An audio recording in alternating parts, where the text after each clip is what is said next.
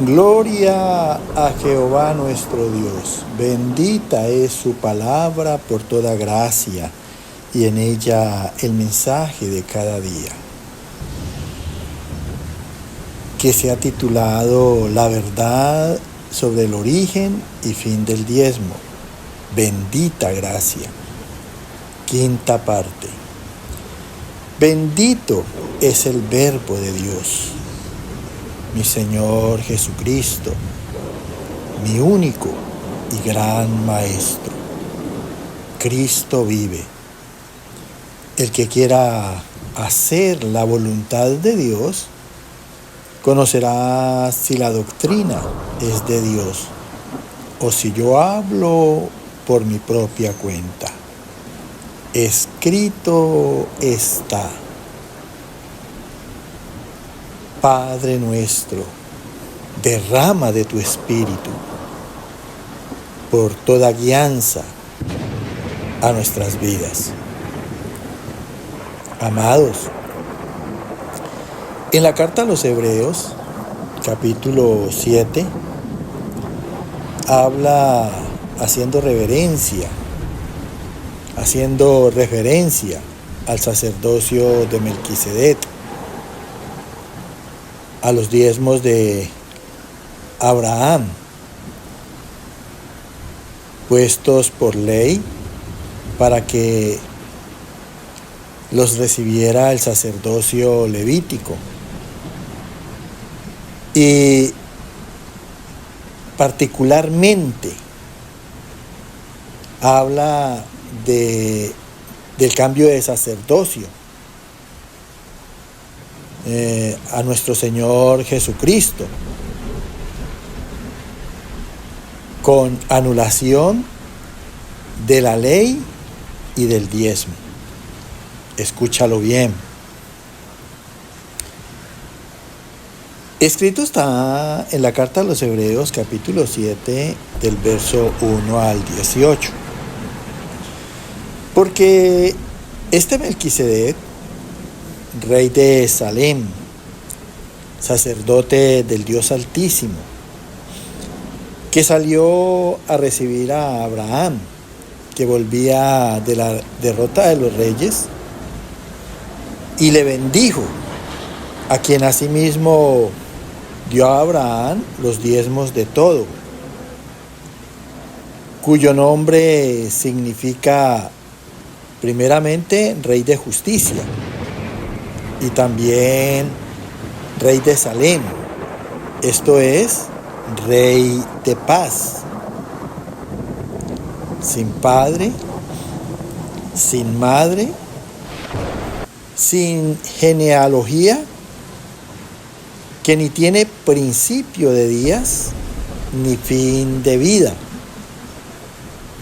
sino hecho semejante al Hijo de Dios. Permanece sacerdote para siempre.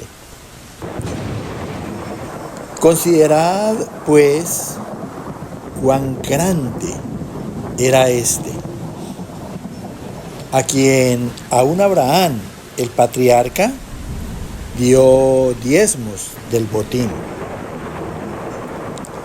Ciertamente, los que de entre los hijos de Leví reciben el sacerdocio tienen mandamiento de tomar del pueblo los diezmos según la ley, es decir, de sus hermanos, aunque estos también hayan salido de los lomos de Abraham. Pero aquel cuya genealogía no es contada de entre ellos, tomó de Abraham los diezmos y bendijo al que tenía las promesas. Y aquí ciertamente reciben los diezmos hombres mortales. Pero allí uno de quien se da testimonio de que vive. Y por decirlo así, En Abraham pagó el diezmo también Leví, que recibe los diezmos, porque aún estaba en los lomos de su padre, cuando Melquisedec le salió al encuentro. Si pues la perfección fuera por el sacerdocio levítico, porque bajo él recibió el pueblo la ley, ¿qué necesidad habría aún de que se levantase otro sacerdote según el orden de Melquisedec? Porque cambiado el sacerdocio, necesario es que haya también cambio de ley. Y esto es aún más manifiesto si a semejanza de Melquisedec se levanta un sacerdote distinto, según el poder de una vida indestructible. Queda pues abrogado el mandamiento anterior a causa de su debilidad e ineficacia. Escucha con atención lo que nos habla el Espíritu Santo aquí en la carta a los Hebreos. Dice: porque este Melquisedec, rey de Salem, sacerdote del Dios Altísimo, que en Génesis 14, el texto que yo les compartí anteriormente, que salió a recibir a Abraham, que volvía de la derrota de los reyes, cuando recuperó a Lot, su sobrino, y todos los bienes que éste había perdido. Entonces salió Melquisedec a su encuentro y le bendijo, a quien asimismo dio a Abraham los diezmos de todos esos bienes que había recuperado, y cuyo nombre significa primeramente, o sea, el nombre de Melquisedec, rey de justicia. Y como Melquisedec es prototipo de nuestro Señor Jesucristo, por lo que más adelantico vamos a leer, quiere decir que rey de justicia, el único que verdaderamente puede obrar justicia hasta la eternidad, esto es atribuido a nuestro Señor Jesucristo. Y también rey de Salem, se dice de Melquisedec, esto es rey de paz, que a la vez también se le atribuye a nuestro Señor Jesucristo, porque haciendo justicia en Él, es a través de Él que solamente podemos conseguir la paz, y es una paz eterna con Dios.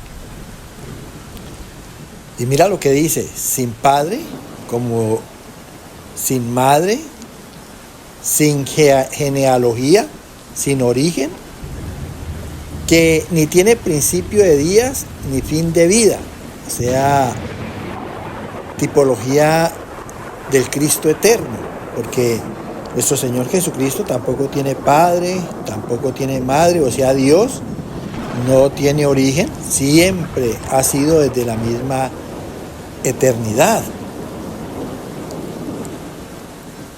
sino que Melquisedec fue hecho semejante al Hijo de Dios, por todo lo que especificó en la línea anterior: sin padre, sin madre, sin genealogía, y que no tiene principio de días ni fin de vida.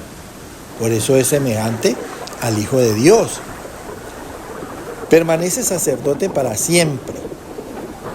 A tener todas estas características, permanece sacerdote para siempre.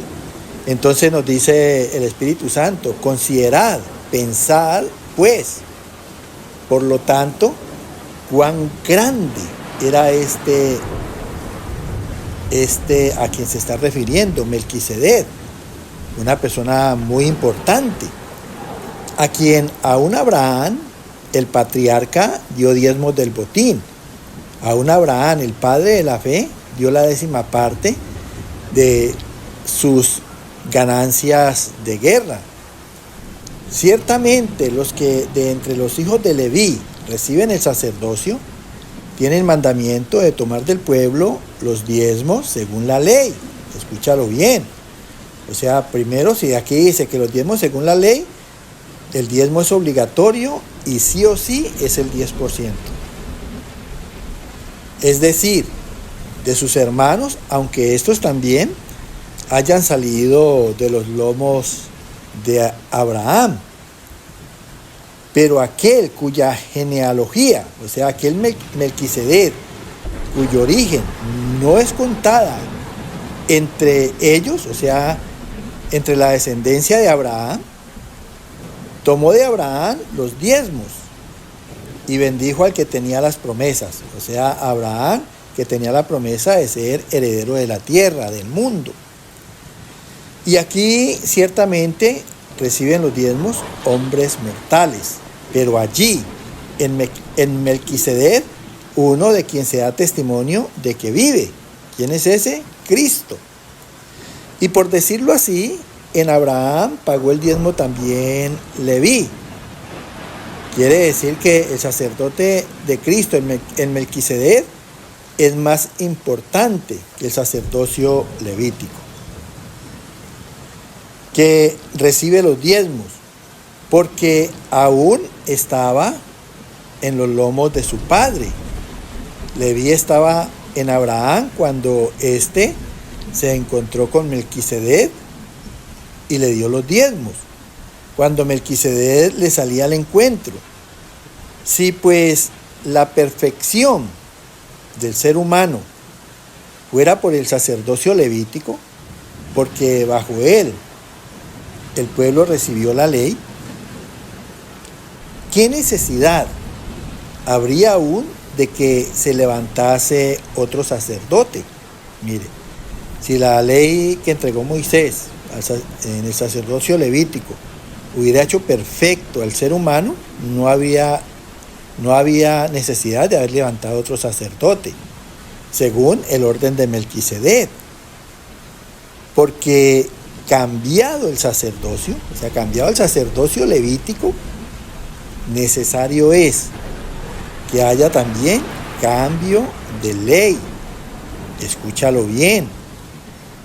Quiere decir que la ley necesita ser reemplazada.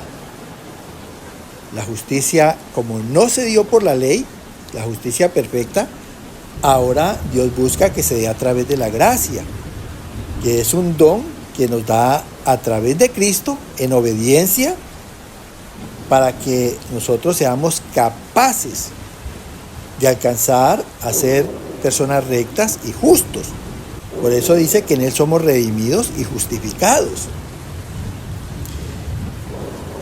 Y acuérdate que no todo el mundo da el diezmo correctamente. A veces no lo dan, otras veces no lo dan completos.